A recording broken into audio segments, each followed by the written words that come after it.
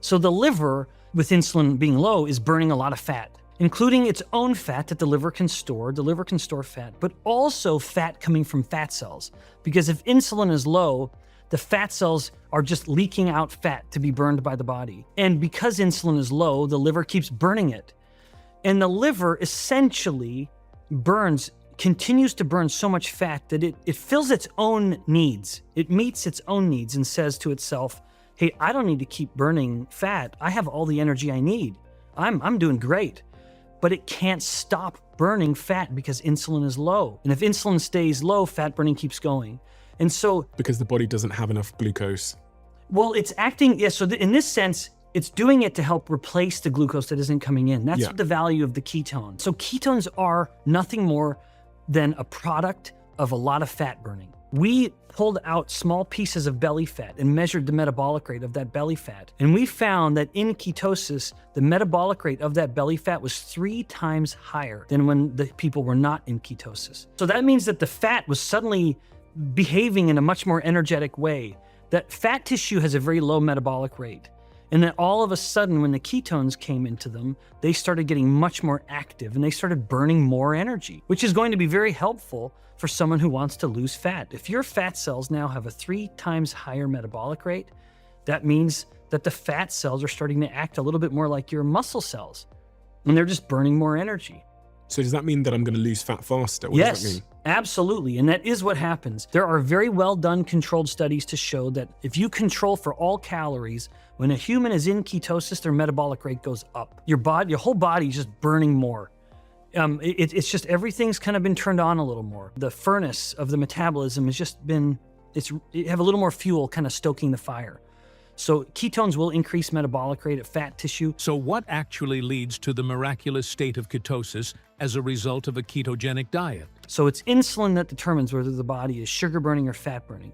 Now, when insulin has been low for about 16 or so hours, something interesting starts happening at the liver. So the liver, with insulin being low, is burning a lot of fat. And anyone who even fasts for 24 hours, you wake up that next morning, you're in some degree of ketosis. The brain thrives when it has ketones as a fuel source. Dr. Bikman recommends a simple science-based formula. 1. Control carbohydrates. If you're thinking, I need to be on a fat cell shrinking journey, let the first step of that journey be, I'm going to lower my insulin. Which means I'm going to control my carbohydrates. I'm going to stop eating carbohydrates that come from bags and boxes with barcodes. Avoid carbs that come in bags, boxes, and barcodes. Refined carbohydrates.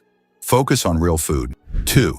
Prioritize protein and fat. And while I am restricting those carbohydrates, I'm going to focus more on protein and fat. So control carbs, prioritize protein, and don't fear the fat that comes with those proteins.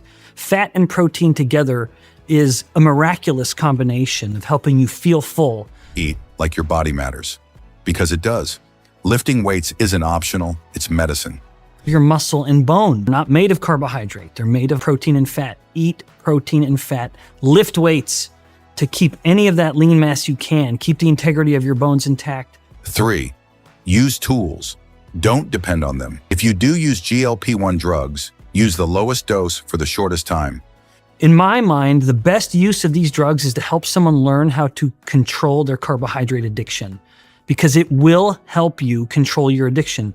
Sweet cravings goes down significantly within 6 months of the person taking the drug. This isn't theoretical. It's a real-life transformations. Because I want to keep my muscle. As a guy who's almost 50, I find that during my strict ketogenic phase, and I'm currently in it as well, I go to kind of a carnivore diet. And I mostly do it to, 1, lean down, but also to check any addictions and habits. I don't like feeling addicted to things. And my wife will comment. And even as an almost 50-year-old, it's fun to see my six-pack coming. I don't want to lose my mass, my muscle mass, because you have to work so hard to get it. Yeah. And what I find is if I increase my fat, I always get plenty of protein. But if I increase my fat content, I have an easier time maintaining my bulk. In fact, a paper was just published that looked at a man who went from a normal omnivorous human diet with abundant plant matter to a purely carnivorous diet, literally 0 carb, and they documented precisely no change in his microbiome. None whatsoever.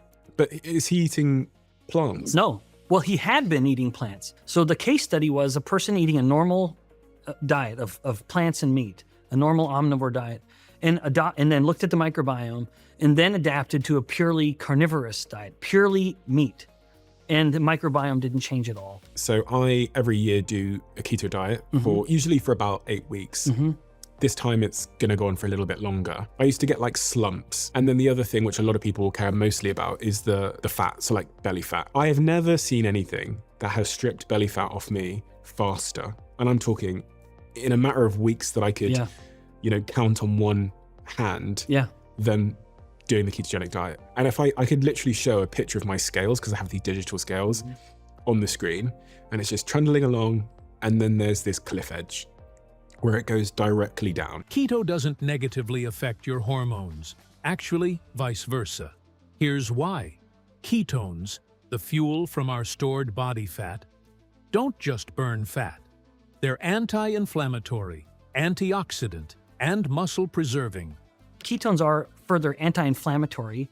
Like, they directly reduce inflammation in the body by inhibiting inflammatory processes. And they also improve antioxidant defenses, so it helps reduce oxidative stress. So ketones do have benefits that go beyond even what we've taken the time to articulate. The brain thrives on ketones. You can take a person with early stage Alzheimer's disease and have them go through a series of cognitive tests, and they do horribly on them. Like, one example is you ask the patient with Alzheimer's to draw the face of an analog clock, a circle with 1, 2 through 12, and then some hands on it. And it is utter chaos. This is published reports.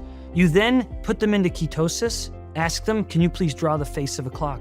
It's still sloppy, but it is absolutely the face of a clock. Comment below, have you tried Ozempic? What was your experience? If you've been considering the shot, press pause. The only thing we hear about is social media influencers extolling the benefits. And hey, I'm on this weight loss drug and I've lost 50 pounds. And there are some significant but whatabouts when it comes to these weight loss drugs. They found that for every 6 pounds of fat a person was losing on these drugs, they were losing 4 pounds of fat-free mass or lean mass. Let's say she's been on this drug for a year and she's lost 20 kilos. Well, 40% of that will have come from her lean mass, and 60% of it came from her fat. And then when she gets off the drug, now all of a sudden, her lean mass, her muscle and bone, that's never coming back. The muscle and bone that she has lost is gone forever, probably at that age. Now imagine you've been on Ozempic for a year. You lose 20 kilos. 8 of that is muscle and bone. But what can come back rapidly is the fat mass. And so at 2 years, she decides to get off the drug, which again, about 70% of people do.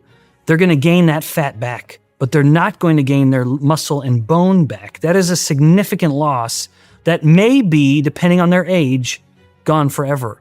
This isn't weight loss. It's a ticking time bomb for osteoporosis, frailty, and insulin resistance. There was a paper recently published with the use of these drugs, finding that people, when they begin the drug, their risk of suicidal thoughts doubles. It goes up by over 100%.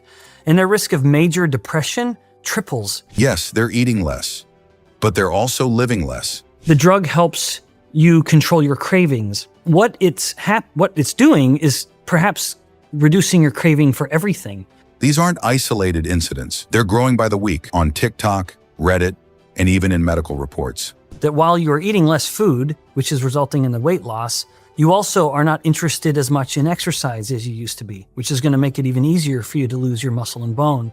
You're also less interested in hobbies like going to play pickleball with your friends or going out and drinking with the boys. The result? Even more muscle loss, more bone density issues, and faster physical decline. I believe there is a use case for these drugs, although different from how it's being used currently. In my mind, the best use of these drugs is to help someone learn how to control their carbohydrate addiction, because it will help you control your addiction.